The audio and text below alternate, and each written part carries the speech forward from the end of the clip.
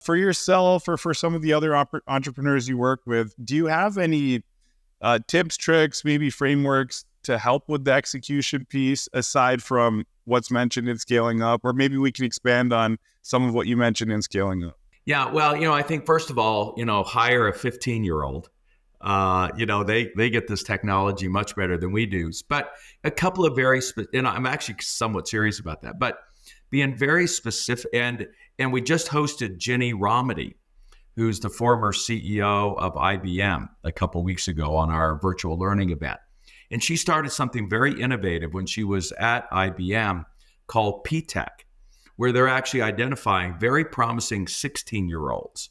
And then while you're finishing high school, you're paired up with a local community college and you start learning your programming skills and earning your badges between, ages 17 and 18.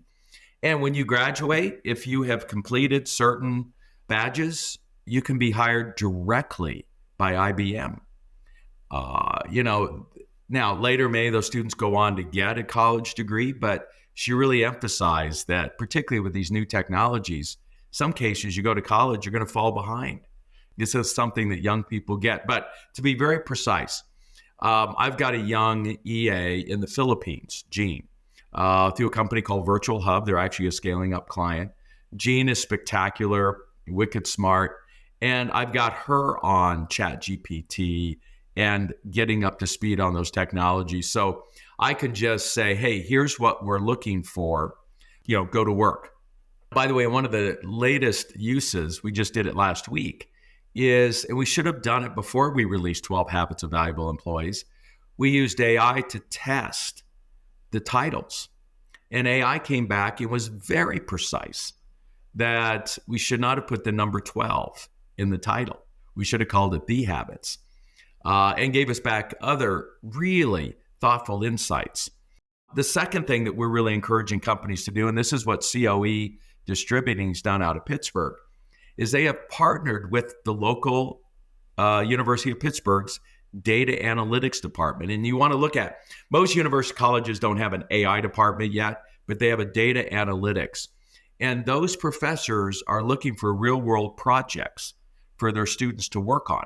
And so the first project J.D. Ewing had him work on, and by the way, it costs him $10,000 a semester. It's a donation he makes to the class to kind of cover expenses and those things.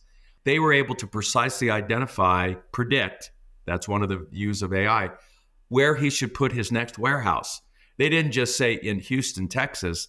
They said in this building at this intersection of highways in the Houston, Texas area. And that's where JD is.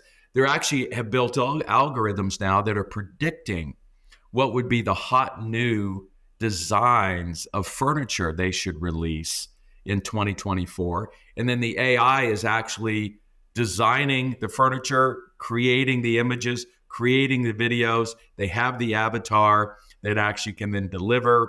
This is all being done with AI, and its ability to predict, like Netflix uses AI to predict what movie is likely to be successful.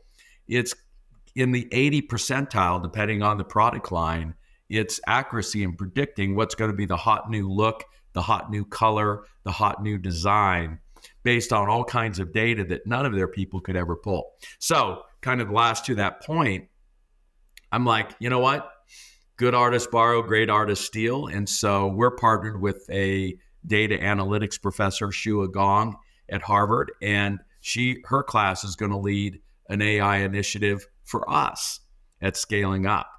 And Harvard's not allowed for us to pay them a penny. And so we're going to get quite a bit of, young brains at Harvard focus on a specific AI initiative that we're launching within Scaling Up. So those are a couple of options. Those are first of all, amazing use cases for AI. And I really like the point about reaching out to colleges, universities, and trying to see if there's some sort of partnership you can work out. It truly sounds like a win-win. And that's probably going to be my next step after this call, to be honest with you. I really like the idea.